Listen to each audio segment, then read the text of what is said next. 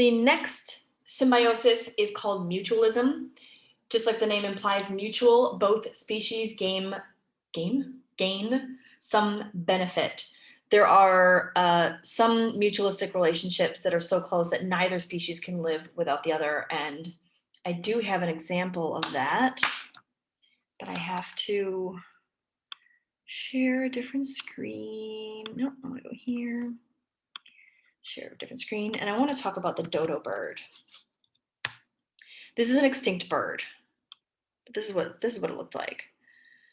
Okay, so the story of the dodo bird. So the dodo bird used to eat this fruit. I can't remember what the name of the fruit was. Let's just call it fruit. So it ate this fruit, and the dodo bird developed such a close relationship with this fruit that the fruit was eventually adapted so that the process of going through the dodo bird's digestive system helped it actually germinate as a plant.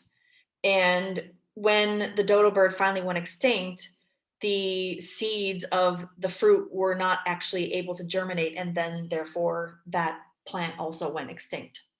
So it is possible to have such a close relationship that, yeah, literally the plant died out because the dodo bird died out. So a couple of examples of mutualism, all right? So first, here we have the oxpecker. Funny name, I know, the oxpecker. And then this is, it could be a wildebeest or another deer type thing called a gnu or buffalo, something like that. So what the oxpecker gets out of the relationship is that it basically sits on the backs of these dudes and like eats flies and ticks and fleas and whatever other kind of pests that are roaming around on the backs of the beasts. And then in exchange, of course, the beasts, they basically get free of pests. And of course you have Nemo and the anemone, the sea anemone, which is poisonous to most fish except for the clownfish. So the clownfish gets protection because if there's a predatory fish around, he can run into the anemone and the predatory fish will not follow him in there.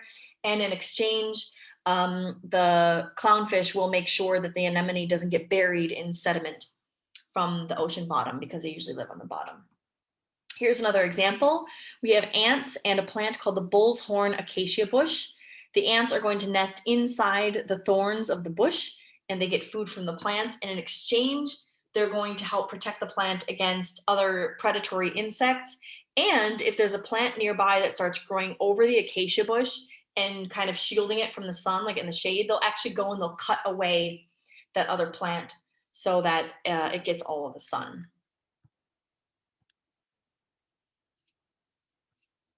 A really good example of an extremely important mutualistic relationship is with pollination and pollinators.